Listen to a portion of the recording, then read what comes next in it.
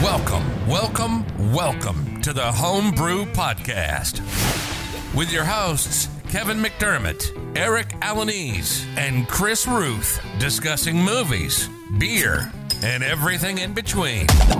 Let's get weird.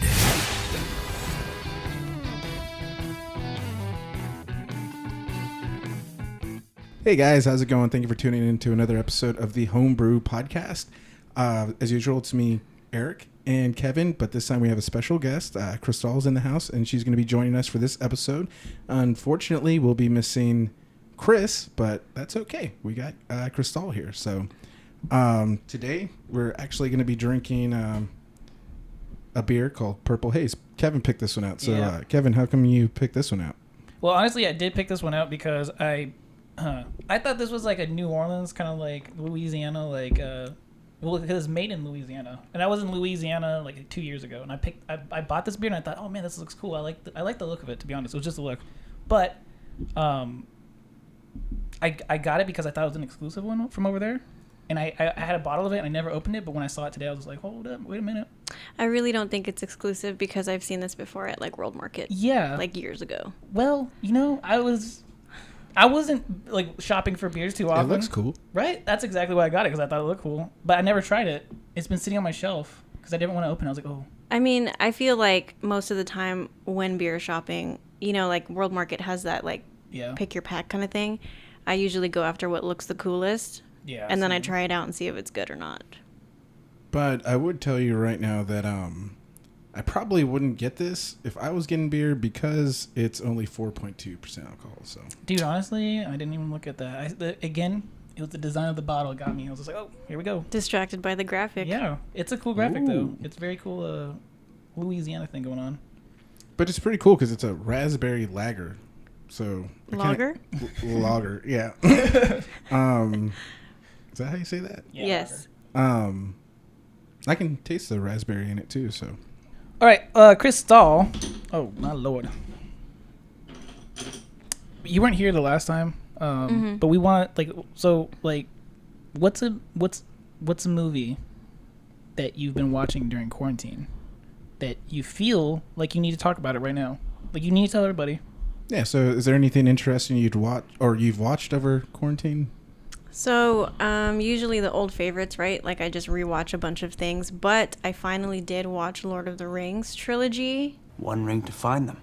Oh, Jesus. One ring to bring them all. And in the darkness bind them.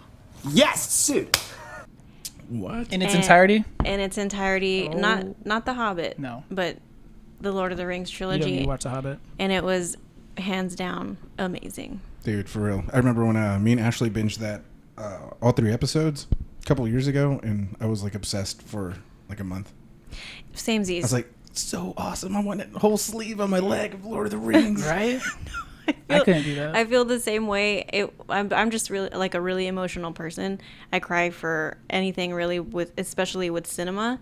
So that whole 3rd chapter, I was a mess. Like I couldn't even focus on the movie because I was just in my feelings so hard.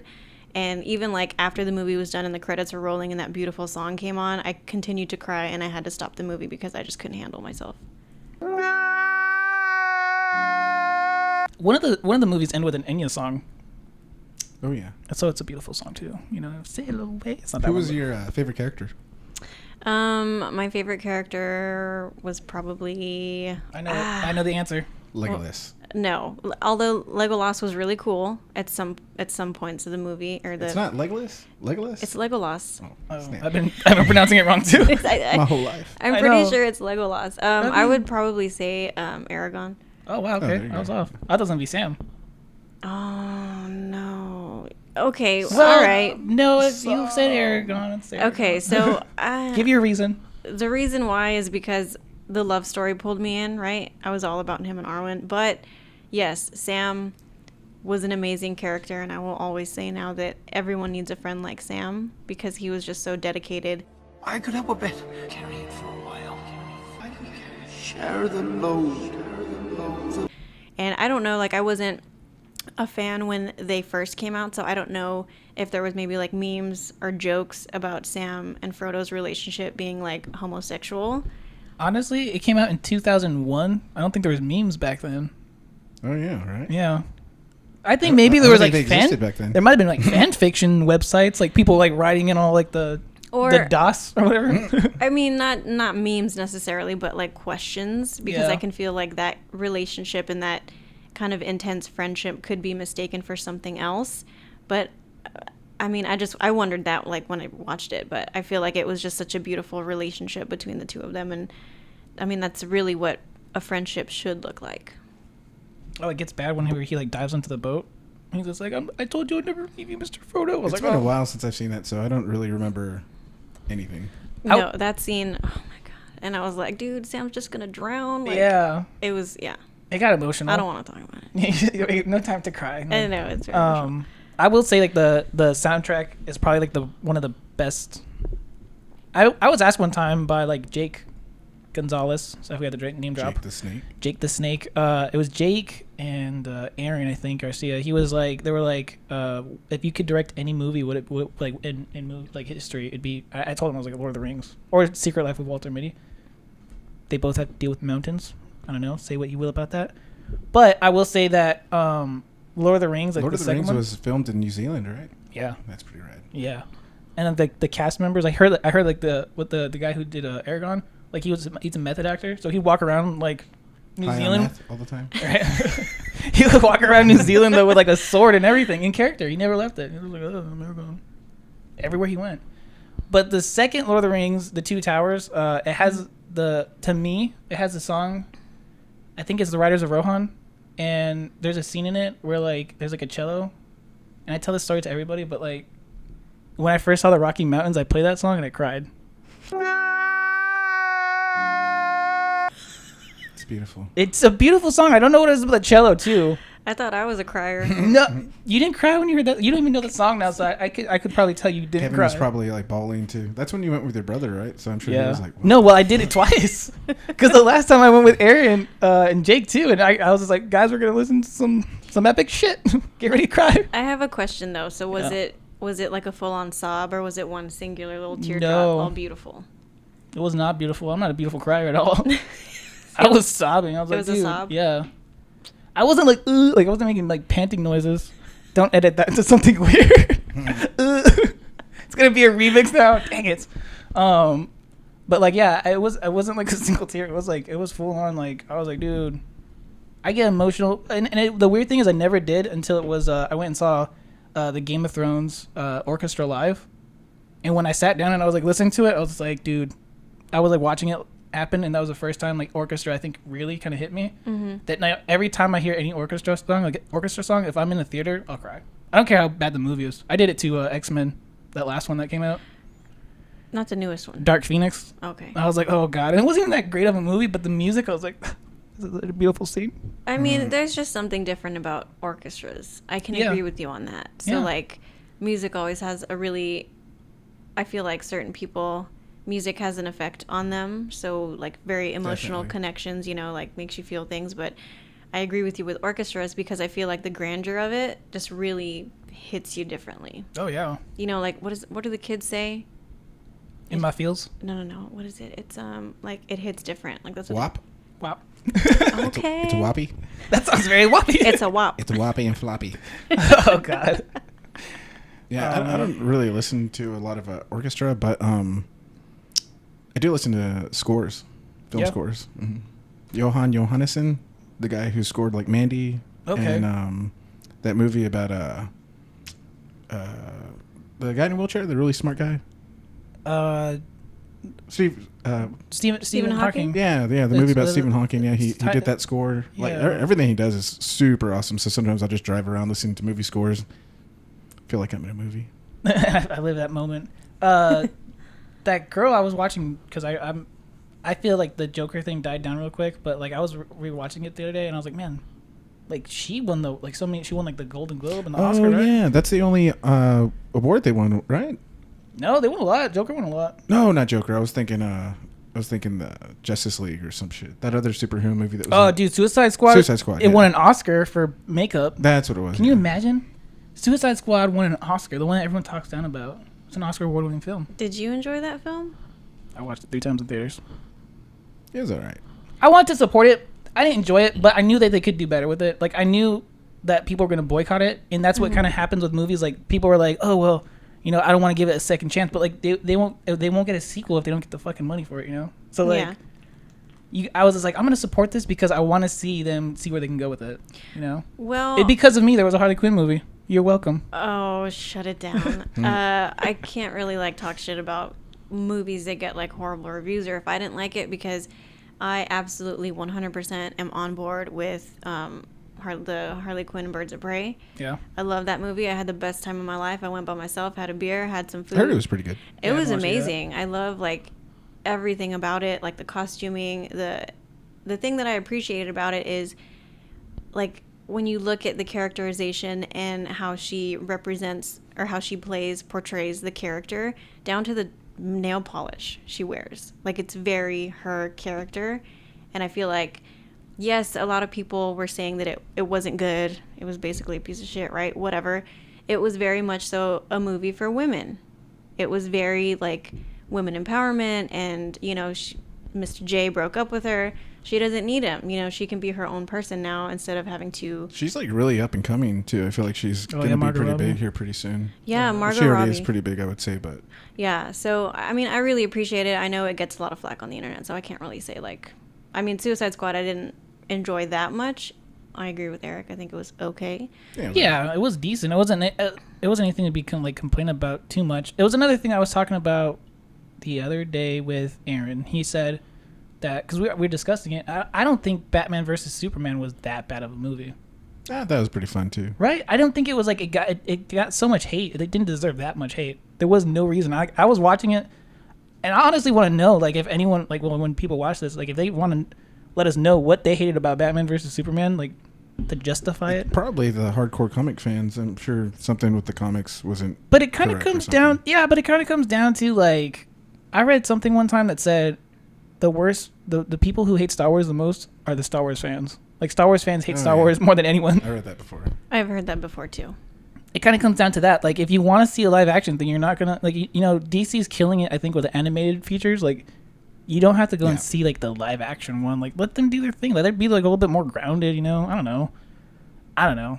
Someone's going to tell me something for this. I know. They're going to be like, Kevin, I thought you were a comic book fan. It's cool because I get to watch the films from a perspective of, well, no, like, I'm not, and I don't really follow the comic books or anything. So when I watch the movie, it's just like a fresh palette, I guess. Yeah. Mm-hmm. So I can really just enjoy the films. I don't have to be like, that's not the way it was in the comic, or that's not the way it was in this. I enjoy it, and then when I get home, I read the reviews, and like, there's so many pissed off people that are like, that's so stupid, it wasn't true. And I was like, I liked it, you know. And I think that's where the parallel is. So like Kevin said, you know, the people that are so angry are like those diehard, I read the comics, this kind of thing, because I know one of those people. And he's very, very much so like, oh, that movie's going to be shit. It's not the way, that's not how it is. But I think you have a good point in saying, like, you know, I was never a super hardcore Star Wars fan. That's another recent, you know, epic saga that I saw. Hell yeah. And I'm a very new fan, but I have a poster in my room. Like, it's such a great story, you know, to tell. And I think that it's just kind of a different set of eyes to look at it and appreciate it for maybe something else and not necessarily sticking 100% to the story. Because let's be real, like, how many times does that happen? You know, like, let's say comic to movie, book to movie, things like that. I think that's one thing that people they're saying, like, there's, because obviously the big divide on Star Wars movies is was it the second one, The Last Jedi? Oh yeah. Mm-hmm. Like, that's a big divide because there's a lot of people who are like, well, you know, it didn't rely on nostalgia. Like, it kind of just did its thing. Mm-hmm. To me, it wasn't that it just did its thing, though. Like, I wasn't like I'm not gonna lie, I probably will rank that probably the worst Star Wars movie. There's a lot of people who love it the most. The guy who plays Luke Skywalker, what's his name again? Mark Hamill. Yeah, Mark Hamill. They made him a I joke, his dude. character was pretty. They made him weird. they made him a joke. I'm like, dude, this is Luke Skywalker. This is a hero, you know? Mm-hmm. And they turned him into like a crazy old bat. I hated that. They kind of did that with Yoda. I get it. Like, they were trying to make him like a Yoda character. Like, oh, look at me, I'm so whoop, you know? I also saw a thing the other day that was just like, because there was in the original trilogy, like the old ones, which I guess is like 4, 5, and 6. Mm-hmm. He was just like, I can't kill my father. Like, there's still good in him. And then he was just like, but I will kill my nephew who has done absolutely nothing wrong. I thought that was funny. I was like, I man, thought that last Star Wars was really cool. I Yeah. saw people giving that shit too. they gave and I it was so like, much shit.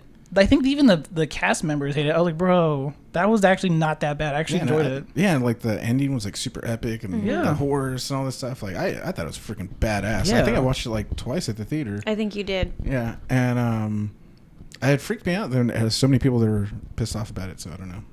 Yeah, I don't know.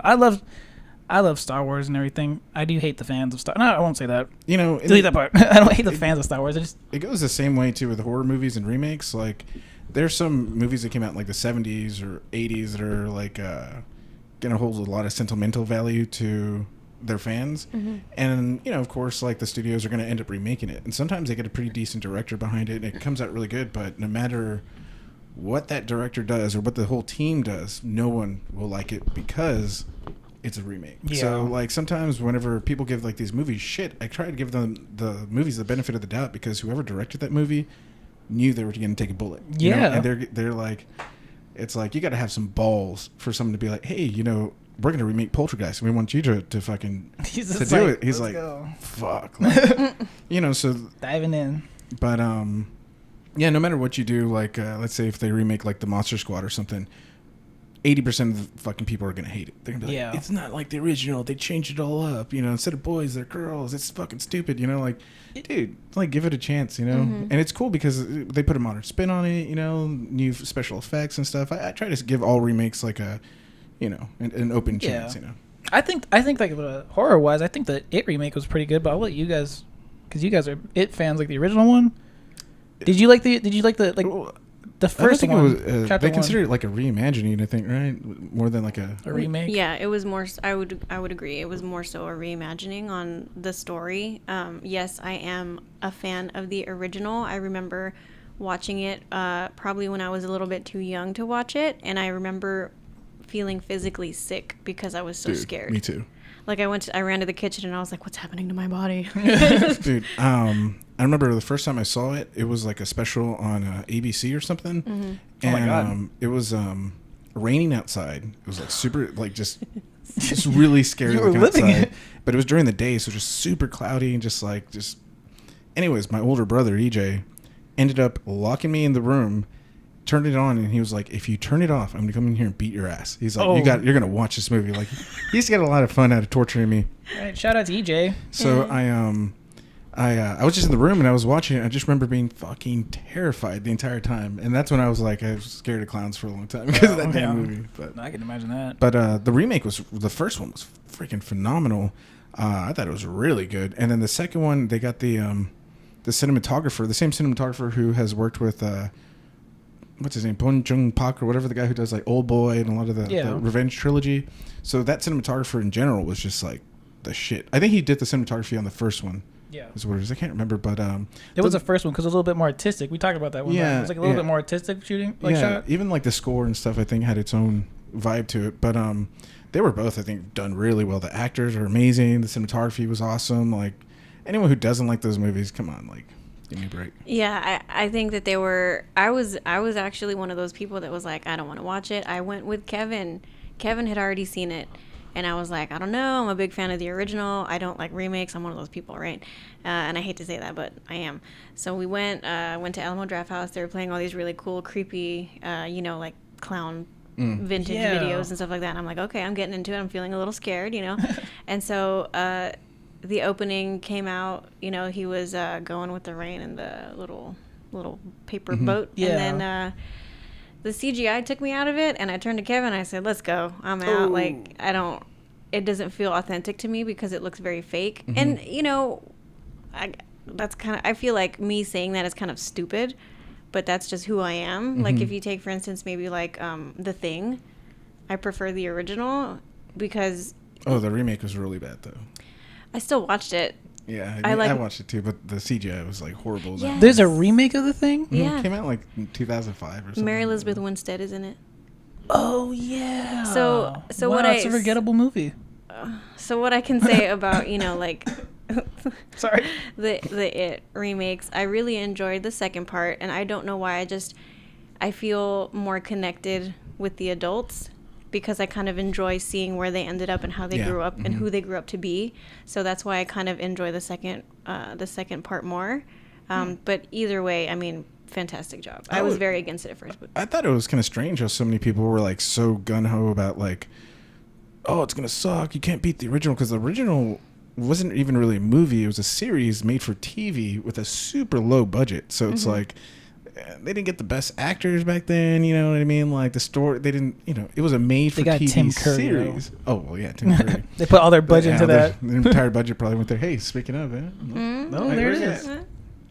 I met him. I have a picture of him somewhere. I think it fell or something. Anyways, but that's like Sam Raimi right there, right?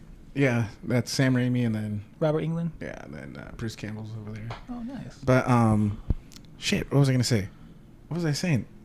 Tim Curry, low budget. Oh yeah. So I think that with a lot of remakes, I think what happens is that people just hold a sentimental value, and it's so strong that it's like, no matter what, like that movie is going to be amazing to them. But if you can like erase that memory from and then rewatch it again, you'd probably be like, this movie's not even that scary. Oh man, this is kind of cheesy, you know. But it's that sentimental value that we hold to movies that we watch when we're kids. That like, you know, as we get older, we're just, you know, defiant against remakes and stuff. I feel like. I think that's what kind of happened with like the prequel trilogy of Star Wars. Like I feel like everyone was like, oh, like Star Wars can't be touched, and I understand like as an adult. I mean, because I was a kid like when the Phantom Menace came out. So when I watched it, I was like, this is a good movie. This is a good Star Wars movie, you know? It was marketed towards kids. The action figures, you know, had lightsaber toys. But I would say, like, I think a lot of people were like, oh, what, like, the Jedis now do flips and stuff. And, like, they don't really show that in, like, the original trilogy. They don't really show that the Jedis can do a lot of cool shit, like flips and stuff. Like, look how they were spinning around and, like, flailing their lightsabers. I don't know. Me and Ashley she had seen the Star Wars before, but like a long time ago. But I literally just saw all of them before the last one came out, like a year and a half ago or 2 years ago. Yeah. Binge watched them all like in a week and a half or something, because they're fucking long ass movies. Yeah. And good watch. I don't know. I thought the old ones were just kind of funny at times. Like I'm like, what the fuck? I think Return of the Jedi was probably like the funniest one. I think that's when it was kind of getting a little loopy. It was the last one. But and it's man, I remember I had a lot of critiques about the whole Star Wars thing. It was like I remember it was always the same shit with every fucking movie. The first one, oh, they got a big weapon, they're gonna kill a planet. Second one, oh, they got a new big weapon, they're gonna kill a planet. Third one, we got a bigger weapon, they're gonna kill a fucking planet. I'm like, dude, these movies are all kind of the fucking same. Like, but I get it. At the time in the 70s or whenever it came out, like it was like groundbreaking. You know, it was sci-fi. The story was like probably, I mean, it was original back then, so people were like fucking crazy about it. I get that, you know, but. Like, no, and it's just different, like with the eras, right? Yeah, exactly. Obviously, everything's going to keep evolving and keep getting better or worse, whatever. But it's that weird divide, and it goes back to, you know, people being like purists, right? Because they're like, oh, it's the original for me, and that's it. Well, it's the same thing with like it. You know, back then they didn't have the best budget. They couldn't do all that CGI stuff. So when you watch it now, you're kind of like, this is kind of funny. Like, it's not so scary. But I think that happens with a lot of movies. You kind of look back and be like, man. But at the time, it was groundbreaking, right? It was. Yeah, it's true. You know? I think CGI is one of those things that's just like, there's no gray area. It's really hard because I've seen indie films that came out in the last couple of years where there's like zero CGI, and it's like all, you know, makeup and FX work or whatever. But people watch it and say it looks so fucking fake, like it looks so stupid, because I mean it is makeup and stuff, so it's not gonna look completely real. But and it blows my mind because I'm like, wait, I just saw you post something the other day that said you hate CGI. This is something that's all practical effects, and you still don't like it. Like, you know, like, where's the fucking, like, I don't get it. Like, but then again, with CGI, you can go too overboard, and it becomes, like, come on. I remember when I watched that, I was like, dude, this is, like, really bad. I think the best way to do it, and there's some directors that do it, like, I know, like, Alexander Aja, when he did Hills Have Eyes, he did a perfect mixture of CGI and SPFX. So there's sometimes that you don't even realize they're CGI because it's mixed in with the practical effects, you know? And I think that's the best way to do it, you know? No, can I just say right now, I didn't even know that they used CGI in that movie. Oh, yeah. Well, there's In the Hills Have Eyes? Granted, I haven't seen it in a while, but I don't remember. Like the little girl with the weird eyes and everything. Her entire face is CGI. The entire movie. Oh. Yeah, they did some kind of tracking or something back then on her face, and then I don't know, like when the old man blows his head off, that's mixed with CGI and stuff. But they did such a perfect mixture to it that can't even really tell, And I think that's the best way to do it. Some films I think just go like too overboard, and it's like you're watching a video game sometimes. That's what I will say. I didn't finish the Hobbit trilogy because it was like that. I haven't seen it yet. Don't say anything. I haven't finished it. I didn't finish it either. I couldn't because like if you watch the original like Lord of the Rings, like it's all practical effects, and then all of a sudden it's like CGI, like everything. Is there CGI. a lot of CGI in the everything? Hobbit? Did Peter Jackson do all the Lord of the Rings? Yeah, and then he did the Hobbits. And the he Hobbits? disappointed He did us, all the yeah. Hobbits too. Oh. And he disappointed us. So Wait, what? so back to what Crystal's been watching. So you did Lord of the Rings and stuff. Anything else you've seen lately that want to talk about? Anything New cool? TV shows? Anything Putting cool? you on the spot. Anything cool? I know you binge watch TV shows. You can talk about Desperate I binge Housewives. watch old. Let's say go into something that maybe Crystal is more have more interest to, like anything you've listened to. She's like, actually, my boyfriend. I was just I was gonna gonna say. like, this is the time to name Swing drop Bears. if you had to. Shout out to John. This is No. It's No. Dude, okay, going John, into shout that out to real quick. John. I'll do I the remember shout out. Kevin saying and Crystal, oh yeah, my boyfriend's in this band like several years ago, like, oh, they're gonna play, but I had no idea what band. I don't know. I thought they were like hardcore metal band because the name sounds like it could be a metal band, fighting with Does it animals. really? Well, no. Some of the new metal bands have like these super crazy names nowadays, so it's like, I don't know, you never know. But I think Crystal or Kevin, someone shared something one time on YouTube, and I was like, oh, hey, this is that band. I listened to it, and I was like, fucking. I ended up watching like all the videos. I put them on my Spotify. I was like, they're so fucking good. It was me. I even think I reached out to Crystal. I was like, what the fuck, dude? I didn't know they're this goddamn good. Like, that's crazy. But they're like, I jam a whole bunch of them. They're on like a Spotify playlist and stuff, so they're really good. Yeah, they are really good. I don't want to be that person, but yes, if you want to check out Swimming with Bears, they are on Spotify. Obviously, with COVID, there's not a lot of concerts happening. However, they are trying to fit in small gigs every now and then. I know what they're doing now is a lot of social distant shows. So basically, it's going to be this huge stage, huge TV screens. You go and park your car, and you kind of just listen from there. So it's kind of like a drive-in movie type deal. But they are doing some digital shows as well. But Speaking of which, he just sent me a meme. Did he? Yeah, I'll open it up later. I mean, it's kind of tough right now for all the artists and stuff. Yeah, and it sucks because, a lot of these bands, that's how they make their living. That's how they make their money. They go to shows, they sell merch, they do all that stuff, and everything's just so different now. So I know there are a couple of relief efforts for bands, especially up in Austin, so that helps a lot. But, I mean, obviously it just sucks because they can't do what they love to do every day. Yeah. I need to pick up a shirt. We got you. For free? Nah. All right.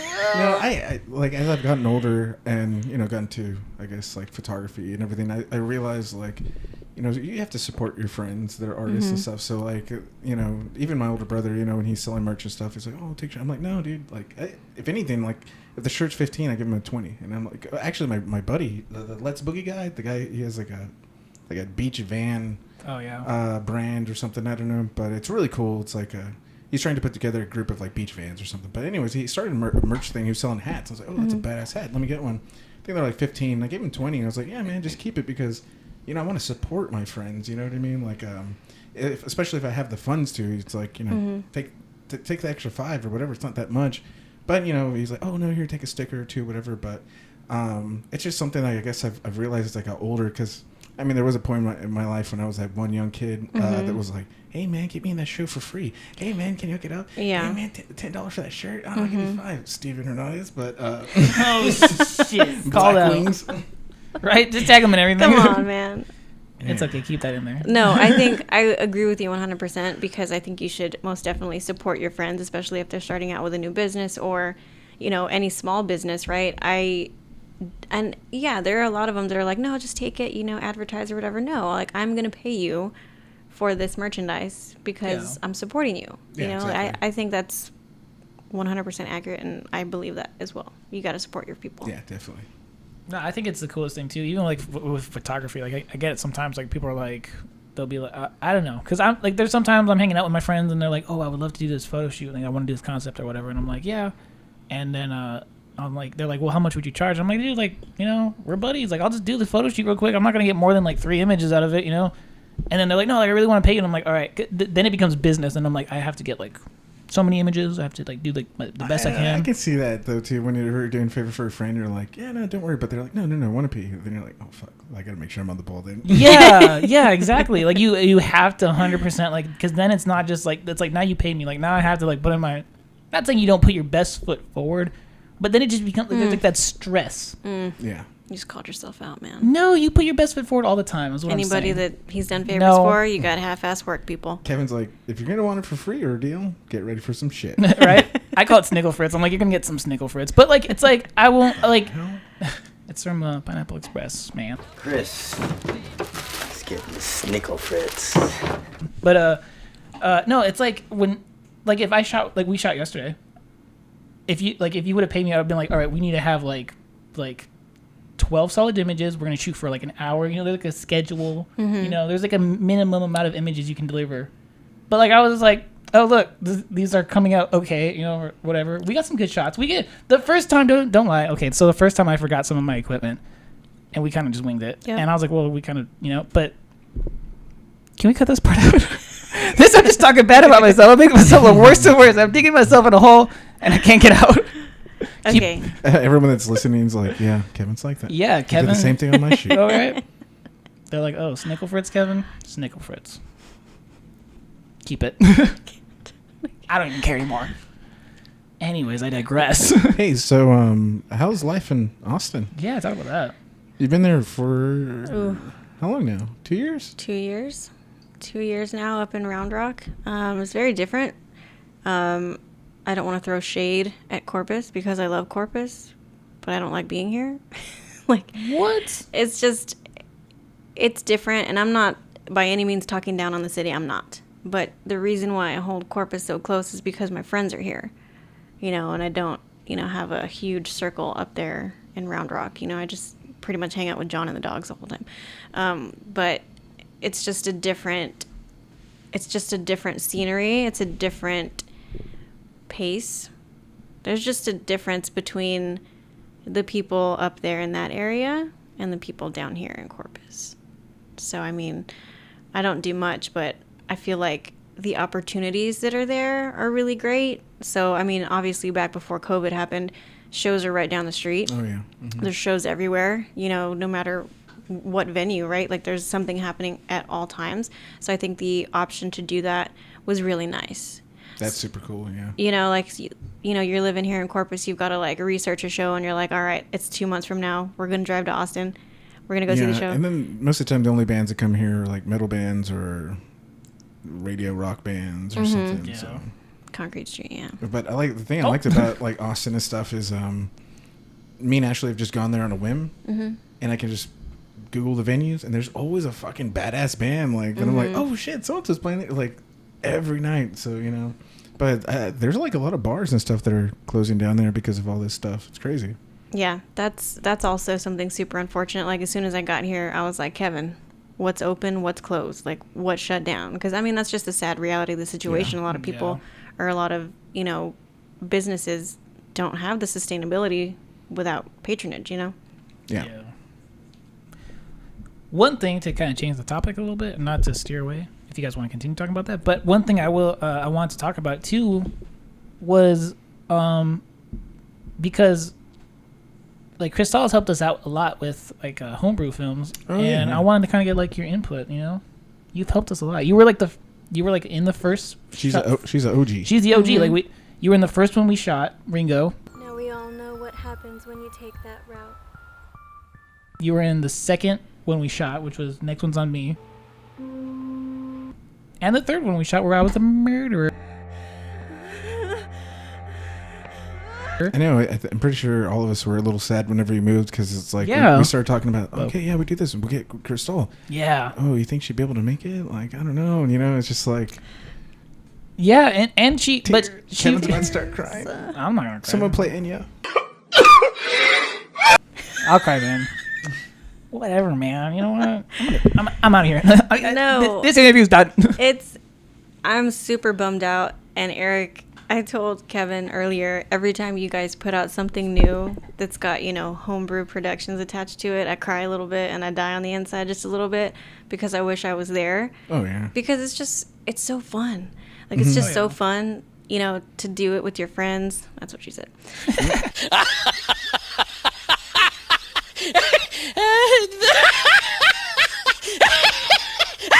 And, but yeah, speaking of like the OG titles, right? The very first ones that we worked on, actually, in Ringo, it was like a total favor. I remember we went to breakfast and he was like, "Hey, are you busy on Saturday? We might need you for something." And I'm like, "Yeah, Kevin's sure." like, "Do you have business attire?" Yes. I was like, "Okay," and then put the blazer on, you know. Yeah. No, we winged it. We winged it so much on that one. Yeah. I kind of but like I don't know. To me, that's like those are the fun like. I mean, I had like zero experience making. None of us films. had experience, man. We were all just sorry. But we were all then- just doing it, like, you know. But then that's the great thing about it, because, you know, we all started together Yeah. and everybody started growing in their specific field. Not saying that I'm a great actor, but yeah, I learned a little bit, you know, while absolutely. with, you know, continuously filming and, you know, obviously from feedback from the team and all that stuff. So it's just a really cool thing to actually grow with your friends and, you know, be proud of each other, right? Like, I was fucking proud for every single thing that we did, and I'm still proud of like every single thing that Homebrew produces, because it's continuing the name, right? Yeah. Like, it's Little by building, little, yeah. little by little, and It's like a learning experience every single time. Oh yeah. Mhm. yeah, for sure. And then also with Next One's on Me, that was a fun experience. We went to Denny's, Yeah. IHOP. It was Denny's? Denny's. I always forget about Denny's. Next One's on Me. That was a fun one. That one was fun. So we went to Denny's and we're like, we're going to bang the script out. We're going to get it done. We're not leaving until we do it. So Yeah. Thank God Denny's is 24 hours. yes, because we stayed there. That was just you two, right? Yeah. Yeah. Because we were bouncing ideas, like dialogue back and forth.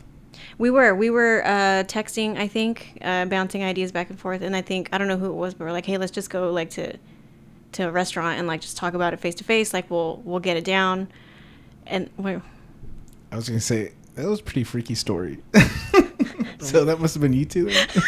you. Anyway. Well, the story was But I actually by yeah, right. No, the story was. I remember because the story was like Michael. Remember? I don't remember. I just Whose remember idea was to put Like Hector the in a dress? idea. that was Hector's idea. That was probably Hector's idea. That's probably- with the lipstick. The freakiest Hector Dude. could make it.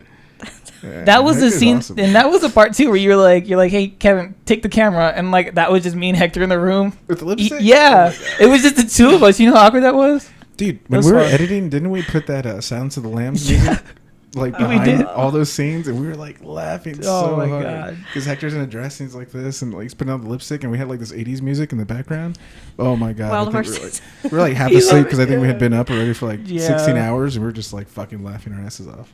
Yeah, it was a good experience. Like, we stayed at that restaurant until maybe like 2 or 3 o'clock in the morning. Yeah, Wow. I was like drinking coffee the whole time, and then like finally when we were done, I rewarded myself with food, and then we were like, hell yeah, it's done, we got it.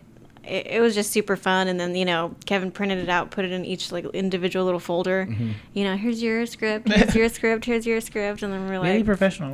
flipping pages. You know, we're like, all right, this is the scene we're doing. Yeah, Super fun. I will tell you though, the only super awkward thing, and you had mentioned it too because you could see that I was being awkward, is trying to flirt with Hector, knowing that Viv is right there, yeah. Oh yeah. like watching, and I was just like super uncomfortable. That's why I'm not like a real actor. but that was the only kind of weird situation. I think it still came out good though. I think because like you say it was a weird story, but I remember because the story was like Michael was just like, oh yeah, like what if we did this, and this, and he like told us the story about how it should go down, and then we wrote this script for it that one night at Denny's, and then when we showed it to him, he was just like, this isn't my story, but we credited it Yeah. in the credits were like story by Michael, but yeah, he was just like, this is not how I saw it going down. There's so many It was so weird. fun times from that one. I remember when we were trying to get the blood right. I think someone was on the floor and like someone's like flinging blood and just we couldn't get it right and everyone's like laughing. And then I don't know, just like all kinds of stuff. I remember it was happening during the process, and it was hilarious. It was just so fun, super fun. We were actually talking about it on the car ride over here. We were trying to get that realistic blood splatter. We tried so many different things. Kevin had to hold the fake blood in his mouth. Yeah, just like lay on the ground, remember? I was like... And then Denise is like, don't swallow it. And he's like, oh, you're telling me this now? Like, is this toxic? What's happening? Yeah. So it was just it was super fun. And I have that video on my phone still when we're trying to get that shot. And Hector says those infamous words. I don't remember. You remember? You remember. Hector said something? When didn't I fart? Oh, yeah. That was a different part of the movie. Didn't it come out in the audio or something? Yeah. I was like in the kitchen. I was like... You were like, quiet on set? I think I did that at least once during every movie. Yeah, no, I think it was twice, right? No, he was, I don't want to say it because it's a little graphic, but... Oh, yeah. Was it like, die, motherfucking bitch, or something? He says, die, you fucking cunt. Oh, yeah, that's right. Yes. Man, the way he says it, too. Yeah, like he screeches it. He's definitely... Did we use that? No. I was wondering the same thing. I was like, no. Dang, we should make a director's cut. Do it. Seriously. It's all yours, man. Go for it. But I have that video, but that's... If anything that I can recall from all the things that we've done is that we had so much fun doing it. You know, and I hear a lot that when we make films, everyone has a good time, you know? And I love that about it. And I've heard, you know, different things, and I've been on set and sometimes different films that are a lot more professional than ours. I would say like way more professional than ours, but it always seems so... Everyone's kind of like, has a role. You do your role. This is what we're going to do, this and that. But I feel like when we work together, it's fun. You know? Yeah, it doesn't feel like work, I guess, because we just go over there and we're already having fun, and all of us are always friends, and that's what we always use the same group of people. But it's like, I don't know, we all kind of like know how to work with each other already too. Yeah, agree. And I think another thing is that yes, we have fun, but we do know when to buckle down, and also everybody's really good about taking constructive criticism. There's no feelings hurt at any time. If you gave me a note on something, I'm like, all right, get it together, girl. Like, focus. And, it's not like... What would be your favorite scene in Next One's on Me? I like Hector's scene. I think, well, I don't know about... When he's taking off his pants and he's like whistling. Right? I think my favorite scene in Next One's on Me is the very end when he gets in bed. Yeah. With his dead wife, and you're like, oh, she was dead the whole time. Dude, like, what? They played that again when me and Kevin were judges for Friday the 13th Film Festival or something. And when that part happened, everyone was like, oh my God. Yeah. Remember that? Yes. They were like, they were saying stuff like, that's so fucking twisted. I was like, yes, because you took the audience there, right? Because when you're watching it, you're going along with it, and you're like, he's talking to himself. Like, is he crazy? Is it all in his head? Like, he's got like an inner dialogue, whatever. And then once that scene happens, you're like, he wasn't talking to himself. He was talking to a fucking corpse. Like, that's my favorite scene. Whose house is that, anyways, that we're shooting at? I think it was Vivian's mom. Oh. Shout out to Hector and Viv. Yeah. Hector and Viv. Yeah. My favorite production was probably, damn, that's a hard question. I don't even know why I asked myself that. Ringo was really awesome. I love the story. I love the Ringo story. And that's a first. The Matrix. And I love how it was shot too. I love it. Yeah. But that's a first. The last one that I was a part of was probably my favorite. I thought it came out super great. Oh, dude. Oh, yeah. I just, like, once again, I don't know if I'm just being biased because these are my friends, but I feel like you take people there. You took me there as a viewer. Kevin was just saying the other day that it looked like, and it does, it looks like a film that could have been in a theater or something. Yeah. I saw like the trailer that we played, and I was like, man, like, this does look pretty damn good. Like, this looks like, there's some movies that make it to theaters that don't look that clean.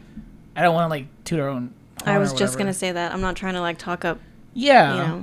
I will say, like, we have things to work on for sure, but quality-wise of video, I was like, man, this looks pretty clean. Like, and because I saw a trailer in a movie, and I was like, man, I compared them side to side. I always compare, like, the two shots that you got, though, like the Joker and then the one that we got. I always compare those side to side, too. All right, you know what? We did ask this the other day. We're going to ask you now that you're here. Ready. If you could be one person, who would you be? Should we ask her that? Yeah, why not? Let's ask every one of our guests. Every single person that comes on here? All right. If you could be one person, who would you be? That's a really hard question. Don't make it difficult, like Chris. Did he? He's like, well, what about this? Well, you gotta. Well, it's like that. he was just like, well, what did he say? He was just like, well, like if you were like, do I just get to be him for the day, or do I have to be like? Technical. No, you have to have lived this person's life to get to their achievements. Oh, I didn't know that. So from birth. Yeah, you don't just swap lives, man. Man, so we're adding a lot of stuff to this. No, I said that last 10 time. episodes deep, it's going to be like, okay, so you can be this person, Yeah. but you've lived their life, you've had their kids. Exactly. Well, it is. You just have to be that person. Shaquille O'Neal. Yeah. You sprung this on me. I didn't have time to think about it. That's fine. So I would say Jim Morrison because he has one of the greatest voices of all time. Really? Mm-hmm. Speaking. Have you always wondered what it's like to have a pecker or something? I mean, who wouldn't? Me. Curiosity. Yeah. I wonder that often too. Sometimes. Curiosity, you know, what's it I've always like? wondered. Yeah, How do y'all walk with those things? I have no idea. It's science. That's interesting. Science. No, Jim Morrison. Speaking of Jim Morrison, I heard that. I'm gonna take this off real quick.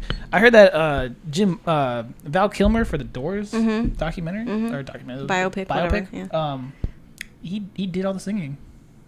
No. I heard that like he went. The story goes that he was in the recording studio doing the singing, and like the band members from the Doors walked in and they were like, "Yo, like this guy brought Jim to life." Like, Can somebody Google that, please? You say Val Kilmer? Val Kilmer, dude, Val Kilmer, Iceman. Oh. They said that he like killed it. Like he was like, they were like, dude, you embody Jim Morrison. Like you can do his voice and everything. Well, that's another one. He's a method actor, right? I think he's another method actor. Smokes Is he meth really? while he acts. Man, is that what it comes down to? Is that what you have to do to make it in Hollywood? So I got meth on me. That's methed up. That's messed up, man. Yeah, I don't know. That's what they said. They said Jim Morrison could sing. He was a singer. Val Kilmer could sing. Jim Morrison could too. Yeah, Jim. Yes, he broke can. on two to the other side. Break on through the other side. I have a microphone, so you will hear me sing now. I can't see Eric though. No, you can't. I needed. All I see are his nipples. Is that really happening? Cover Every time up, you're like ma'am. this, it just like Huh? Your shirt opens up when you lean forward. Does it really? they're so dark and hairy. You got this one long hair coming out your nipple. Hey, so Kevin, have you seen anything this week since last week? Since last week, I'm gonna say that I did watch the Train to Busan. Oh yeah, dude. Yeah. So I realized last time and I've always said I'm Train to hooked now. Busan. Yeah, I heard that too. I was just like, well, there's Insane something. in the Busan. Insane.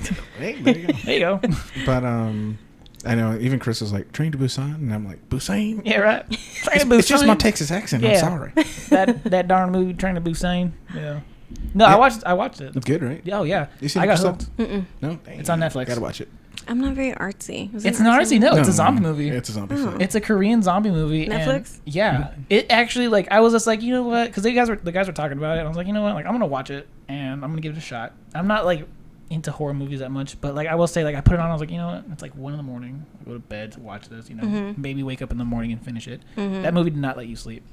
You're going to watch it. If you put it on at night, you're going to watch the whole thing. Like, there was points where I was just like, the adrenaline in my body was rushing. And I was just like, dude. It's really good, yeah. Yeah. I was like, oh my God, what's going to happen next? It's like a nail biter the whole entire time. It's such a good movie. Okay, I'll have I'm to gonna have to watch like I just don't take suggestions from these guys anymore. Like you tarnished it that one time. Dude, that was like 10 years ago, man. I What know. did he tell you to watch? Tusk? No, I love that movie. That's good. That's is getting a good. sequel. It was the Snowtown hopefully. Murders. Never seen it. It's like an IFC midnight film from like, but dude, it's like 10 years. Yeah, Probably had it's just still met, tarnished. honestly. Yeah, IFC, enough said. And Yeah. I had a reputation at Blockbuster for like being the horror guy or whatever. So Had? yeah. And so Kevin's like, hey man, so tell me you read something good. And I was like, dude, this one's so good. It's like really fucked up, this and that. And it's like, oh, okay. So like that night, in the middle of the night, I get a text and he's like, I'm never watching a movie you recommend again. This movie was just so fucking depressing. I was like, oh, sorry. Yeah. Well, but it is a really fucked up movie. Yeah. I will say, I think movie wise too, I will say like I've developed a new palate. To sound prestigious. Prestigious. Just pretentious. Pretentious. I'm sorry. Prestigious. It's a mix of both. Prestigious. Just to sound prestigious, I feel like I could watch it now. I would watch it now. I haven't seen it in a long time. It's been a while. I want to get your feedback on something because both of you used to work at Blockbuster. Yeah. Okay, the OGs, if you will. Oh yeah. Okay. John and I were talking about this the other night. Everything that's like considered vintage is very hip, right? Yeah. So kids are wearing like Blockbuster t-shirts. I have one. Well, yeah, but that's you work there. I have the actual one too. But you know, I still have the actual polo. See, like there's, you know, what are your guys' thoughts on that? Because we were getting all like uppity, like old people, and we were like, Kevin actually worked there. You know, he can do it. I would 'cause he worked say there. if you're C'est la like vie. 23 and under, it's probably vintage for you. Because I don't know. Like, I don't know. A lot of kids, and I would say like 10 and under, probably have never went into a Blockbuster ever. Would you be okay with like a kid wearing a Blockbuster shirt that's like a 10-year-old or something like that? Yeah, I'd go down to him and I'd be like, "Let me tell you a story. Let me tell you something." Gather around, children. It's just one of those things. Gather around, kids. Yeah. I'm just like an uppity old lady now, I guess. Have you ever heard of the rewards program? Do you know what selling candy and popcorn is? Back then, you could get a candy, a soda, and popcorn for $2.99. Dude, I loved Blockbuster. It's fun. Yeah. We didn't have that in Falfurias. We had a Super Video. Ooh. Thupa. There was a popcorn machine. They used to give us old movie posters. Look through the basket. Oh, that's cool. Mine. What? Dude, I've heard from so many people that when Blockbuster's brought up, like people are always like, "Fuck Blockbuster!" Like, it's always about like these more indie mom and pop shops. But I really only ever remember going to Blockbuster and Hollywood Video. I remember there was another one. I can't remember what it was called, but my dad used to take us there when we were kids. But I have like vague memories of that. But for me, it was always Blockbuster or Hollywood Video. But I always hear about people talking about indie, like more like mom and pop shops and how cool they were and stuff. Yeah, it was pretty neat. It was a very small building. And I remember I just enjoyed the experience of going in there and like smelling the popcorn, looking at all the new movies. And they would always be playing a movie like in this little TV in the corner. It was just like a cool experience. And you had to... It wasn't a revolving door, but you had to enter one way and then you had to go all the way around the store and then exit. Like you couldn't go back to the standard store. thing. Oh, is it? Okay. Yeah. But I mean, I love that store. But I'm pretty sure it was like, I mean, obviously very small, very like mom and pop and stuff like that. Yeah. Did you ever go to the back room? With the black curtain? I wasn't old enough at that time, so I don't even know. I don't even want to know if there was a back room in that movie, that little movie shop. No. Smelled like pork skins in there? I had a lady one time, like I was sitting there putting movies up on the new release wall in the back. I remember exactly where I was. And this lady walked up to me and she said, "Hey, do you have movies in the back room?" And I'm like, Did you? Like, no, it's Blockbuster. I don't know. No. Secret's out. Blockbuster did not have any. I don't know. Maybe they did back in the day. I feel like there was maybe like some like random employees would be like, "I've got something behind the counter if you want to see it." I mean, we did have a plethora of... Plethora. Plethora. No, is it? Is it Plethora. Plethora I of thought it was plethora too. softcore stuff. No, you didn't. Oh, yeah. Remember were you there, Kevin, when Pirates of the Caribbean came out? Yeah, like, I don't remember. There was one just called Pirates. And because it was in the P's, it was right next to Pirates of the Caribbean. And so Pirates of the Caribbean was always checked out. So, of course, the movie Pirates was always there. There was like 4 copies, and people would constantly rent it and bring it back and be like, "This is a fucking porno." Like, surprise, motherfucker. Oh, my we're like, goodness. look at the cover. Like, girl Right? has like freaking huge fake boobs. It doesn't say, it didn't say Johnny Depp on the cover. You don't see him at all. Yeah, so the company ended up making us like print some stuff out and like put it all around where that movie went because This is not people Pirates of the rented it on Caribbean. accident. This is not Pirates of the Caribbean, ladies and gentlemen. Oh my god. Wow. That would have been hilarious Yeah, though. every time there was like a movie that came out, there was like always like a softcore porn that came out, like Transformers, and then there was like Transboners or something. You know, Boners. I was gonna say there was I remember one time I went in there and it was, I mean, I wasn't working there at the time. Obviously, it was like probably like mid 2000s, and I walked in there and I was just like, I want to watch Transformers, and I walked over to the little area, and there was letter T. Yeah, there was a movie called Transmorphers. I was like, that's pretty damn close. I was working there at the time. Yeah, Transmorphers. I was like, it would have fooled me. I was like, all right, cool, let's get this. Good thing I didn't. I was a young lad in middle school. Yeah, there's always like the B movies that come out that are like, right? How can we make money off of this? Yeah, like how many people can we scam on this one? And I always thought it was crazy when someone would walk in, they'd like return Transmorphers or something. They'd be like, dude, this was really good. I'm like, no shit. Really? Oh, really? This whole time? Better than Transformers. Yeah, right? I purposely rented Transmorphers. I don't like Transformers. Can you imagine? Damn. So, Crystal, you're getting tattooed today, right? I am. Pretty nervous. Who does your work again? Cindy Science. She works at Axis Tattoo. It's on Star Street. Bam. Shout out. Shout out to that place. Yeah, Michael Caceres does a lot of my work. Who? He's Michael Caceres. He's Caceres. Yeah. Caceres. Plethora. Trying to basing. My Texas accent. My Texas accent's coming out. Can't say nothing right. No, he's great. He is super badass. I mean, They're attacking us again. Shout us again. No, everyone in that shop is amazing. I think that a lot of the times, since I'm up in Round Rock now, obviously I'm heavily tattooed, so they're like, oh man, where do you get your tattoos at? And I always tell them, I go to Corpus, and they're like, oh, I'm trying to find somebody up here in the area. I'm like, well, sorry, like I have to drive to Corpus because I won't see anybody else. You know, so I have to take the time to come down and see Cindy because I really don't trust anybody else. That's the thing. There's so many good artists in Corpus, tattoo artists, you know, and people specifically will not get tattooed here because they're like, I'm not going to get tattooed here. I got to go to Austin. You know, it's like, dude, support your local. There's so much talent in Corpus, but like, you know, I don't know. People don't, they're like, if I'm going to get tattooed, it's going to be San Antonio or something, you know? Well, I guess because they want like the clout, right? Like the clout, the notoriety. Exactly. They're like, oh yeah, I got this in Austin, or I got this in San Antonio. That doesn't mean shit, man. Like, and I agree with you. There's so many talented artists here in Corpus, especially when it comes to tattooing. And Cindy Science is, I feel like I've never met her personally, but I would say she's like an all-around artist because I've seen like she like is makes like jewelry and like does she does all kinds of drawings stuff too, right?